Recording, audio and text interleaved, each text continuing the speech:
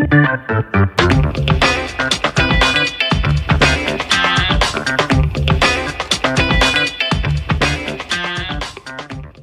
j'espère que tu vas bien.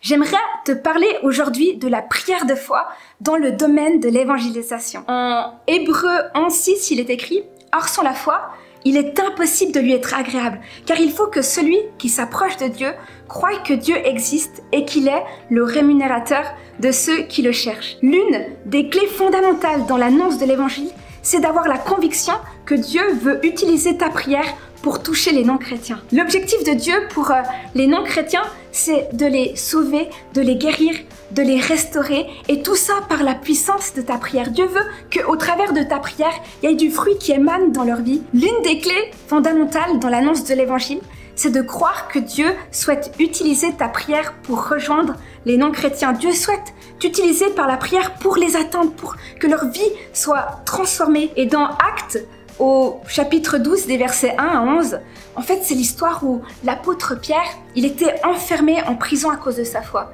Et juste en parallèle, il y avait tous ces chrétiens, tous les gens qu'il connaissait qui priaient pour lui, pour qu'il soit délivré. Et de façon surnaturelle, par la puissance de la prière, Dieu a délivré l'apôtre Pierre par l'envoi d'un ange. Et il s'est retrouvé devant la porte, en fait, de tous ces chrétiens. Et tout d'un coup, il y a une servante qui arrive et qui entend que c'est l'apôtre Pierre, mais elle est tellement réjouie qu'elle repart vers les chrétiens et leur dit « Mais c'est l'apôtre Pierre !» et personne ne croit et tout le monde pense qu'elle est folle.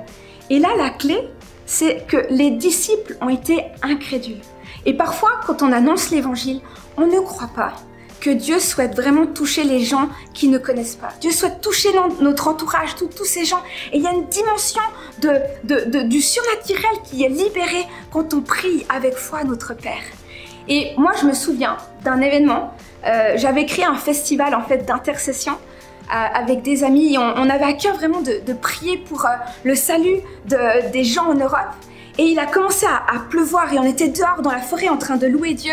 Et moi j'avais ma guitare, d'autres avaient leur guitare. Et c'était des guitares des fois qui coûtaient passer 2000 francs. Et moi j'étais la seule tout d'un coup à persévérer dans la foi et à continuer. Et à un moment donné j'ai dit avec foi, Dieu, j'ordonne que la pluie cesse.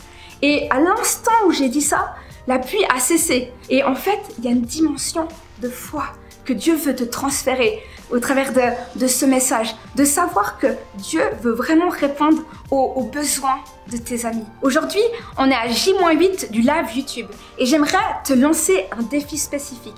Je t'invite à appeler les 5 amis pour qui tu pries déjà et de leur demander leurs besoins spécifiques. Et une fois que tu sais, tu peux les noter dans un carnet comme tu veux et tu te mets à prier vraiment pour ces besoins. Ça peut être sur le plan relationnel, financier, peu importe leurs besoins.